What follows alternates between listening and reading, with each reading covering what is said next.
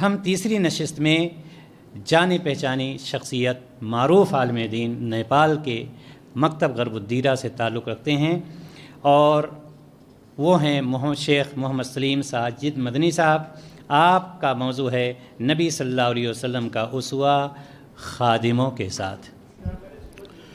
بسم اللہ الرحمن الرحیم، الحمدللہ رب العالمین، والصلاة والسلام علی رسولہ الکریم محمد وعلی آلہ وصحبہ اجمعین ومن تبعہم بإحسان الی یوم الدین، اما بعد، فاعوذ باللہ السمیع العلیم من الشیطان الرجیم، بسم اللہ الرحمن الرحیم، وما ارسلناک الا رحمتا للعالمین۔ معزز علماء کرام، میرے بزرگوں اور بھائیوں، اللہ تعالیٰ نے نبی کریم صلی اللہ علیہ وسلم کو سارے جہان والوں کے لیے، پوری کائنات کے لیے رحمت بنا کر بھیجا ہے، اور آپ سب جانتے ہیں کہ ہر نبی اپنے دور میں سب سے خوبصورت اور خوب سیرت ہوتے تھے۔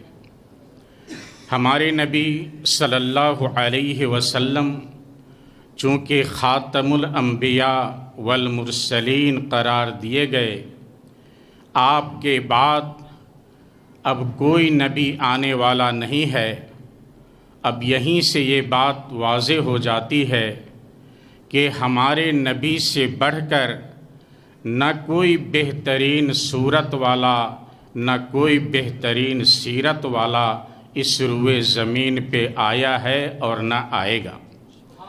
نبی کریم صلی اللہ علیہ وسلم کا اسوہ خادموں کے ساتھ، غلاموں کے ساتھ، مزدوروں کے ساتھ، اپنے ماتحتوں کے ساتھ کیا تھا، اس سلسلے میں مختصر طور پہ میں آپ کے سامنے روشنی ڈالنے کی کوشش کروں گا۔ میرے بھائیوں، اللہ تعالیٰ کی بارگاہ میں بنیادی حقوق کے اعتبار سے تمام انسان برابر ہیں۔ اللہ کے نزدیک سب سے زیادہ نیک اور افضل وہ شخص ہے جو سب سے زیادہ متقی ہو۔ حاکم محکوم، خادم مخدوم، آقا غلام، مالک ملازم، غنی فقیر، یہ سب کے سب اللہ کے بندے ہیں۔ دنیاوی معاش کے اعتبار سے بعض کو بعض پر فوقیت ضرور حاصل ہے تاکہ دنیا کا نظام قائم رہ سکے۔ مقام و مرتبہ کا یہ فرق اس لیے ہرگز نہیں ہے کہ صاحب مرتبہ شخص اپنے سے کم حیثیت شخص کو حقیر سمجھے۔ اسلام یہ تصور دیتا ہے کہ کسی کا ماتحت یا نگراں ہونا ایک وقتی تعلق ہے، ورنہ بحیثیت انسان سب کے سب برابر ہیں۔ میرے بھائیوں، دور جاہلیت میں غلاموں اور بادیوں کا رواج عام تھا، اور اس کے کئی طریقے کار ہوتے تھے۔ ایک طریقہ تو یہ تھا کہ راہ چلتے ہوئے آزاد انسان کو اچک لیا جاتا تھا اور اسے غلام بنا دیا جاتا تھا، پھر اس کی خرید اور بکری شروع ہو جاتی تھی۔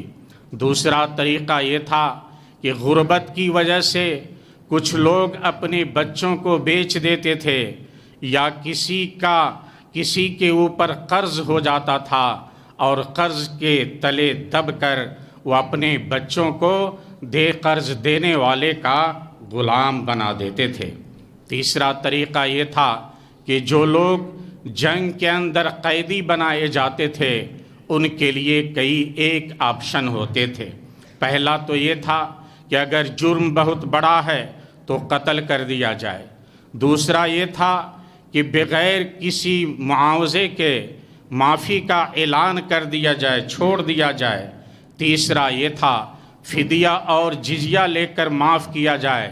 چوتھا یہ تھا کہ قیدیوں کا تبادلہ کیا جائے۔ مسلمان قیدی کے آزاد کرنے کے صلے میں مشرکین کے قیدیوں کو آزاد کیا جائے، اور ایک طریقہ یہ تھا کہ انہیں غلام اور باندی بنا دیا جائے۔ میرے بھائیوں، نبی کریم صلی اللہ علیہ وسلم سے پہلے جو غلاموں کے اوپر جبر و تشدد کیا جاتا تھا، اسے سن کر اور دیکھ کر اس وقت روح کانپ جاتی تھی۔ اور دنیا کے اندر جو غلامی کا سلسلہ رہا ہے، آپ بھی اگر پڑھیں گے تو آپ کی روح کانپ جائے گی۔ لیکن اللہ کے رسول جب رحمت للعالمین بنا کر کے بھیجے گئے تو آپ نے اعلان کیا، آزاد انسان کو اغوا کر کے اسے بیچنا حرام ہے۔ اسی طریقے سے کسی عوض کے بدلے میں، قرض کے بدلے میں کسی کو غلام بنا لینا یہ بھی حرام ہے۔ صرف تیسری صورت جنگی قیدیوں کو رکھنے کے لیے، چونکہ اس وقت قید خانے نہیں ہوتے تھے تو مجاہدین کے اندر تقسیم کر دیا جاتا تھا، چاہے تو معاف کر دیں اور چاہے تو ان سے خدمت لیں۔ مگر نبی کریم صلی اللہ علیہ وسلم نے ایسا درس دیا، ایسے اخلاق و کردار کا مظاہرہ کیا، غلامی کی زنجیروں سے آزاد کرنے کا درس دیا۔ صحابہ کرام خود اپنے غلاموں کو نہیں بلکہ مشرکین کے غلاموں کو خرید کر آزاد کرنے لگے، تاکہ دنیا سے غلامی کی زنجیروں سے لوگوں کو آزاد کر دیا جائے۔ میرے نبی صلی اللہ علیہ وسلم نے ایسے اونچے اخلاق و کردار کا مظاہرہ کیا کہ غلام کو آزادی کا پروان پانے کے باوجود بھی وہ آپ کی خدمت کو چھوڑ کر جانا نہیں چاہتا تھا۔ حضرت زید بن حارثہ کے بارے میں پڑھیے، دیکھیے وہ کس طریقے سے راستے سے اچک لیے گئے تھے۔ آزاد خاندان سے تعلق تھا مگر راستے سے اچک لیا گیا، انہیں بیچ دیا گیا، اور یہ بکتے بکتے مکہ کے بازار میں پھر بیچ دیے گئے، اور آخر میں نبی کریم صلی اللہ علیہ وسلم کے غلام بنے۔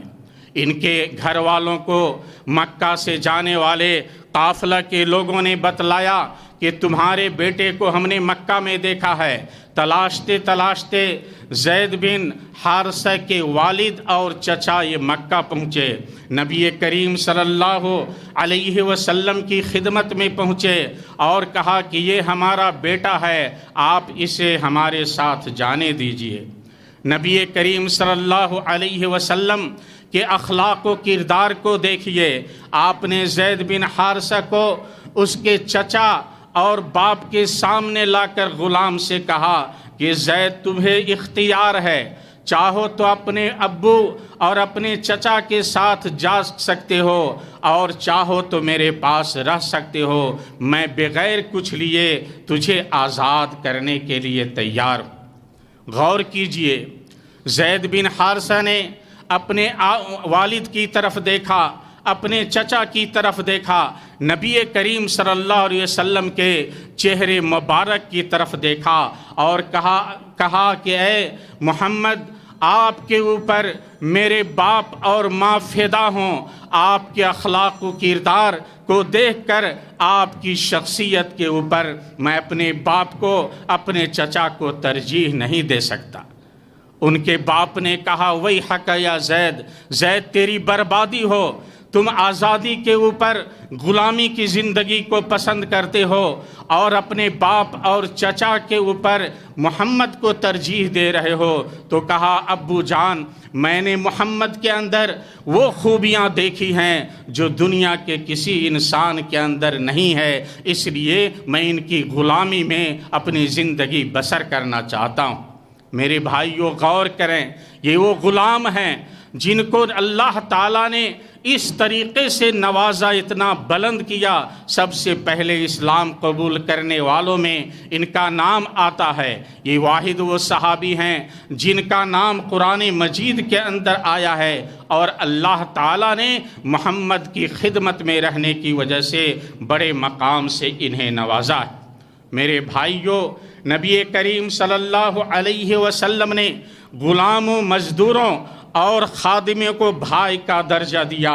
آپ نے فرمایا इख्वानुकुम खवलकुम, तुम्हारे खिदमत गुजार तुम्हारे भाई हैं, तो जिनके हाथों में अल्लाह ताला ने उन्हें दे रखा है, फमन कान अखूह तहत यदिही फल युतइमहु मिम्मा याकुल वल युलबिसहु मिम्मा यलबस, तो जिसके अंडर उसका भाई हो, उसकी खिदमत में हो, उसे चाहिए कि वही उसे खिलाए जो खुद खाता है, उसे वही पहनाए जो खुद पहनता है, और उसे उसकी ताकत से बढ़कर तकलीफ़ मत दो, कोई मुश्किल काम के अंदर मत डालो, और अगर कोई मुश्किल काम करने के लिए देते हो तो मिल करके उसके साथ उसकी मदद करो।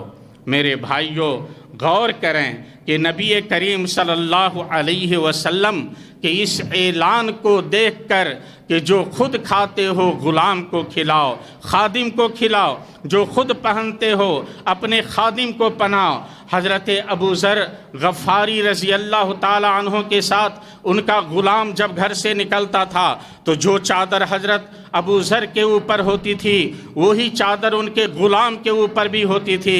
एक सहाबी ने पूछा कि अगर आप अपने ग़ुलाम को इससे कम तर चादर दे देते तो काफ़ी था। कहा कि ये तो सही है, मगर मैंने नबी करीम सल्लल्लाहु अलैहि वसल्लम से सुना है कि जो तुम्हारे अंदर में हो उसे जो खाते हो वही खिलाओ, जो पहनते हो वही पहनाओ, इसलिए मैंने अपने ग़ुलाम को अपना जैसा कपड़ा पहना रखा है।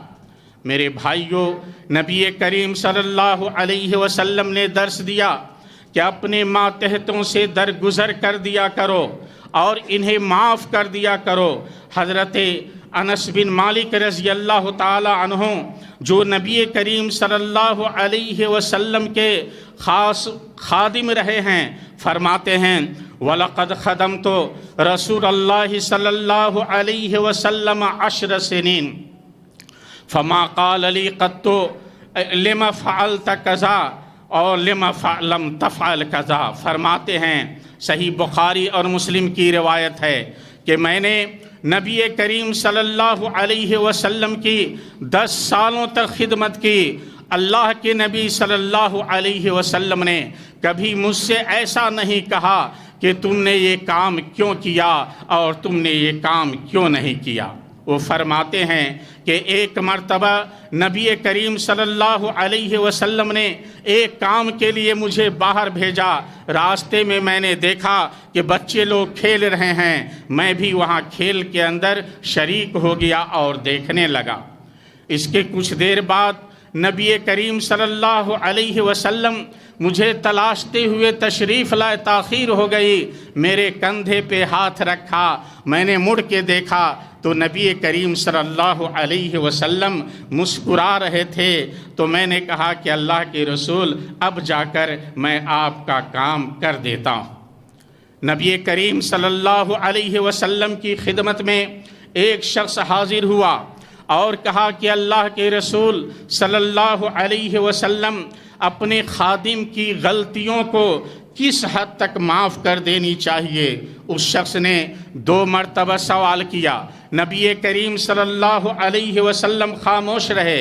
जब उसने 3री मरतबा सवाल किया तो आपने फरमाया ओफ़ु अन्हु फ़ी कुल्ल यौमिन 70 मर्रा, अपने खादिम को, अपने मुलाजिम को हर दिन 70 मरतबा माफ़ कर दिया करो। ये सुनन अबी दाऊद की रिवायत है और मतलब ये है कि कसरत के साथ हमें दरगुजर कर देना चाहिए। ऐसे ही नबी करीम सल्लल्लाहु अलैहि वसल्लम ने दर्स दिया कि अपने मातहतों की उजरत वक्त पर दे दिया करो। हमारे खादिम और मज़दूर भी इंसान हैं, उनके भी अहलो अयाल हैं, उनके भी ज़ाती ज़रूरियात हैं, इसलिए उनकी उजरत को और मेहनताना को वक्त के ऊपर अदा कर देना चाहिए। एक रिवायत के अंदर नबी करीम सल्लल्लाहु अलैहि वसल्लम फरमाते हैं आतुल अजीर अजरहु क़ब्ल अन यजिफ़ अर्क़हु, के अपने जिसके ऊपर उजरत पे मजदूर को रखते हो उसका पसीना सूखने से पहले उसकी मजदूरी दे दो, और मतलब यह है कि वक्त के ऊपर मेहनताना दे देना चाहिए। सुनन इब्न माजा की रवायत है, बाज़ मुहद्दिसीन ने इसे ज़ईफ़ करार दिया है जबकि बाज़ आखरीन ने इसे हसन का दर्जा दिया है। मगर इस सिलसिले की एक रिवायत सही बुखारी के अंदर है। नबी करीम सल्लल्लाहु अलैहि वसल्लम फरमाते हैं कि अल्लाह ताला फरमाता है, सलासतुन अना खस्मुहुम यौमल क़ियामा, 3 शख्स ऐसे हैं क़यामत के दिन मैं उनका खस्म बनूंगा, उनसे मुतालबा करूंगा। उनमें से एक शख्स वो होगा, रजुलुन इस्ताजर अजीरन फस्तौफा मिन्हु वलम युअति अजरहु, एक वो शख्स होगा जिसने मजदूरी के ऊपर किसी मजदूर को रखा, उससे पूरा काम लिया मगर उसकी मजदूरी को अदा नहीं किया। ऐसे ही मेरे दोस्तों, नबी करीम सल्लल्लाहु अलैहि वसल्लम ने अपने खादिमों को मारने से मना फरमाया है। एक मौके से खैबर से वापसी में हज़रत अली बिन अबी तालिब को एक ग़ुलाम देते हुए नबी करीम सल्लल्लाहु अलैहि वसल्लम ने फरमाया, ला तज़रिब हो, इससे मारना नहीं। ये मुस्नद अहमद बैहक़ी की रिवायत है, अल्लामा अलबानी ने इसे हसन करार दिया है। हज़रत आयशा रज़ी अल्लाह ताला अन्हा फरमाती हैं, मा ज़रब रसूलुल्लाह सल्लल्लाहु अलैहि वसल्लम शय्यन क़त्तु बियदिही ला इम्रअतन वला खादिमन इल्ला अन युजाहिद फ़ी सबीलिल्लाह। सही मुस्लिम की रवायत है, नबी करीम सल्लल्लाहु अलैहि वसल्लम ने कभी भी किसी को अपने हाथ से नहीं मारा, न किसी खातून को, बीवी को, न किसी ग़ुलाम को, इल्ला कि आपने अल्लाह की राह में जिहाद किया। एक मौके से हज़रत अबू मसऊद अंसारी रज़ी अल्लाह ताला अन्हो का एक ग़ुलाम या एक लौंडी बकरी चरा रही थी। ऐसे में लापरवाही की वजह से एक भेड़िया आया, एक बकरी उठा करके ले गया। अबू मसऊद अंसारी रज़ी अल्लाह ताला अन्हो ने देखा, आ करके अपनी लौंडी को एक थप्पड़ मारा। पीछे से आवाज़ आई, अबू मसऊद याद रखो, जो तुम्हारे ऊपर है वो तुमसे भी ज़्यादा ताकतवर है, तुम पे ज़्यादा कुदरत रखता है। अबू मसऊद ने मुड़कर देखा, नबी करीम सल्लल्लाहु अलैहि वसल्लम थे। कहा, अल्लाह के रसूल, मैं अपनी इस गलती के ऊपर आपको गवाह बना करके इस खादमा को आज़ाद करने का ऐलान करता हूँ। गौर कीजिए, गलती के ऊपर थप्पड़ मारा था, लेकिन नबी करीम सल्लल्लाहु अलैहि वसल्लम ने फरमाया, अमा लौ लम तफ़अल ललफ़हत कन्नार औ लमस्सत कन्नार, याद रखो अगर तुम इसे आज़ाद न करते तो आग तुझे अपनी लपेट में ले लेती। ये सही मुस्लिम की रिवायत है। मेरे भाइयों, नबी करीम सल्लल्लाहु अलैहि वसल्लम ने हमें दर्स दिया, ग़ुलाम को, खादिम को अपने साथ बैठा कर खिलाना चाहिए। नबी सल्लल्लाहु अलैहि वसल्लम फरमाते हैं, इज़ा अता अहदकुम खादिमुहु बेतआमिही फलयुजलिसहु फयाकुल मअहु फ़इल्लम युजलिस मअहु फलयुनाविलहु मिनहु, मुत्तफ़क़ुन अलैह। तुम में से किसी का खादिम तुम्हारे लिए खाना बनाए या किसी होटल से खरीद करके लाए तो याद रखो उसे अपने साथ बैठाना चाहिए, अपने साथ खिलाना चाहिए। लेकिन अपने साथ बैठा कर नहीं खिलाना चाहता तो कम से कम उसमें से कुछ दे देना चाहिए। एक रिवायत के अंदर है, 1 लुक़मा हो, 2 लुक़मा हो, अपने खादिम को जरूर दो। आज आप गौर करें, देखें, कई मजलिसों में हम खादिमों से मिठाइयाँ मंगाते हैं, पकवान मंगवाते हैं, लेकिन दोस्तों को बैठा कर खिलाते हैं, खादिम को उसमें से नहीं देते हैं। ऐसे ही मेरे भाइयों, अच्छे अलकाब से पुकारना चाहिए। नबी करीम सल्लल्लाहु अलैहि वसल्लम ने फरमाया, تم میں سے کوئی اپنے خادم کو عبدی یا امتی کہہ کر نہ پکارے، تم سب کے سب اللہ کے بندے ہو، اللہ کے خادم ہو، تمہاری عورتیں اللہ کی بادیاں ہیں، لیکن اچھے القاب سے پکارو، چاہو تو اے جوان کہو، چاہو تو اے غلام کہو، اس طرح سے اپنے خادم کو بلانا چاہیے۔ ایسے ہی میرے دوستو اپنی خادم کو دعائیں دیں۔ نبی کریم صلی اللہ علیہ وسلم نے حضرت انس بن خادم کو 3 دعائیں دی تھیں اور کہا تھا اللہم اکثر مالہ و ولدہ و بارک لہ فیما آتیتہ، کہ اللہ انس کے مال میں، انس کی زندگی میں، اولاد میں برکت عطا فرما، اور اس برکت کا ایسا نتیجہ ہوا حضرت انس رضی اللہ تعالیٰ عنہ نے لمبی زندگی پائی۔ سن 110 ہجرت میں ان کی وفات ہوئی۔ اپنی زندگی میں اپنی صلبی اولاد میں سے 106 لوگوں کو دیکھا، اور مال کی برکت کا یہ حال تھا کہ ان کے باغ سال میں 2 مرتبہ پھل دیا کرتے تھے۔ ایسے ہی حضرت عبداللہ بن عباس نے ایک مرتبہ نبی کریم صلی اللہ علیہ وسلم کے لیے وضو کے لیے پانی لا کر کے رکھا۔ نبی صلی اللہ علیہ وسلم نے دعا دی اللہم فقہہ فی الدین وعلمہ التاویل، کہ اللہ عبداللہ بن عباس کو دین کا فقیہ بنا دے اور قرآن کی تفسیر کا علم عطا فرما۔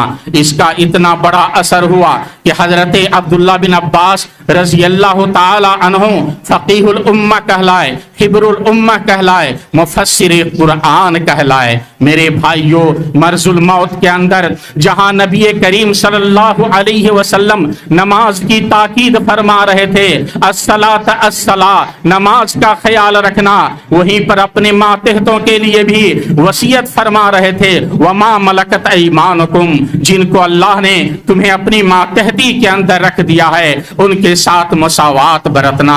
چونکہ وقت ختم ہو چکا ہے اور پرچی پہ پرچی سامنے دکھائی جا رہی ہے، اس لیے میں اپنی بات کو یہیں ختم کرتا ہوں۔ اللہ تعالیٰ سے دعا ہے کہ اللہ تعالیٰ ہم سب کو اپنے نبی کریم صلی اللہ علیہ وسلم کے اسوہ اور نمونے کو اپنانے کی توفیق عطا فرمائے۔ اپنے مزدوروں، اپنے خادموں کے ساتھ ہم وہی رویہ کریں جس کا درس ہمیں اسلام نے دیا ہے، ہمارے نبی نے ہمیں دیا ہے۔